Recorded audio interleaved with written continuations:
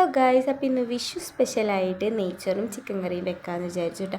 അപ്പോൾ അതാ നെയ്യ് ഒഴിച്ച് അധികം പട്ട ഗ്രാമ്പൊക്കെ ഇട്ട് സവാള ഇട്ട് കൊടുത്തൊന്ന് വാട്ടി എടുക്കുന്നുണ്ട്. അതിലേക്ക് നമ്മുടെ കഴുകി വൃത്തിയാക്കി വെച്ച് നെയ്ച്ചോറിൻ്റെ അരി ഇട്ട് കൊടുക്കുന്നുണ്ട് കേട്ടോ. എന്നിട്ട് അതൊന്ന് റോസ്റ്റ് ചെയ്തെടുക്കുന്നുണ്ട്.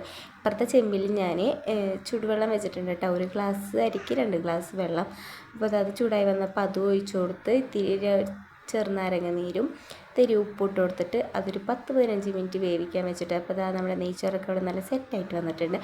അതിൽ മുകളിലിടാൻ വേണ്ടിയിട്ട് ഞാൻ അണ്ടിപ്പരിപ്പും മുന്തിരി ചൂടാക്കിയെടുക്കുന്നുണ്ട്. എനിക്ക് ഈ സവാള പറഞ്ഞത് വലിയ ഇഷ്ടമില്ല കേട്ടോ. പിന്നെ മുകളിൽ ഒരു തരി കുരുമുളകും കൂടെ വിതറിയിട്ട് മൂടി വെച്ചു. പിന്നെ വേമ്പോയി ചിക്കൻ കറിക്കുള്ള തക്കാളി സവാളൊക്കെ അരിഞ്ഞ് വെച്ചിട്ട് പിന്നെ ചിക്കൻ കായം പറ്റി കറിയൊക്കെ വെച്ചിട്ട് ചിക്കനിലേക്ക് മുളകും പൊടി, മഞ്ഞൾപ്പൊടി, ഉപ്പ്, നുള്ളി ചെറുനാരങ്ങ നീര് വെച്ചിട്ട് അതും അവിടെ കായം പറ്റി സെറ്റാക്കി വെച്ചു. പിന്നെ പൊരിക്കാനുള്ള ചിക്കനും കായം പറ്റാൻ വെച്ചിട്ട് അപ്പോൾ മഞ്ഞൾപ്പൊടി, മുളകും പൊടി, ഒരു ടീസ്പൂൺ കാശ്മീരി മുളകും പൊടി, ഒരു ടീസ്പൂൺ കോൺഫ്ലവർ പൊടി, പിന്നെ ഒരു മുട്ടയും കുറച്ച് മൈദയും ഇത്തിരി ഉപ്പും ഇട്ടിട്ട് അത് നല്ലോണം ഒന്ന് മിക്സ് ചെയ്യണം കേട്ടോ. ഇങ്ങനെ ചെയ്യുമ്പോൾ ചിക്കൻ നല്ല സോഫ്റ്റായി കിട്ടാറുണ്ട് കേട്ടോ. അങ്ങനെ പിന്നെ എന്താ ഞാൻ കറി വെക്കാൻ നിന്ന് ഇപ്പോൾ തന്നെ ഏകദേശം 12-1 മണി ആവാനായിട്ടാണ്.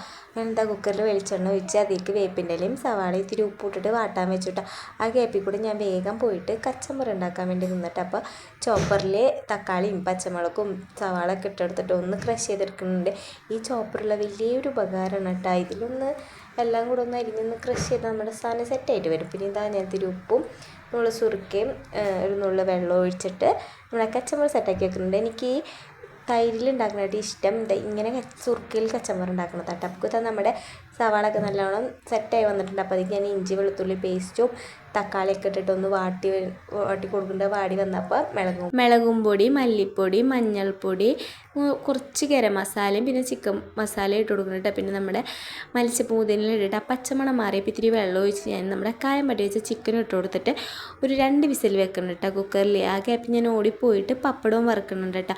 അവിടെ രണ്ടാളും നല്ല തകൃതിയായ കളിയിലാണ് കേട്ടോ. അപ്പം ഞാൻ എൻ്റെ വേഗം പണികൾ കഴിക്കാമെന്ന് ചോദിച്ചിട്ട് ആ വെളിച്ചെണ്ണയിലല്ല ഞാൻ ചിക്കനും പൊരിക്കണം കേട്ടോ. അങ്ങനെ ഇതാ നമ്മുടെ ചിക്കൻ ഫ്രൈയും നെയ്ച്ചോറും ചിക്കൻ കറിയൊക്കെ നല്ല സെറ്റായിട്ട് വന്നിട്ടുണ്ട് കേട്ടോ. അപ്പം ഞാൻ വേഗം അവർക്ക് ചോറ് കൊടുക്കാൻ വേണ്ടി നിന്നിട്ട് എൻ്റെ അനിയത്തിയൊക്കെ വീട്ടിൽ വന്നിട്ടുണ്ട്.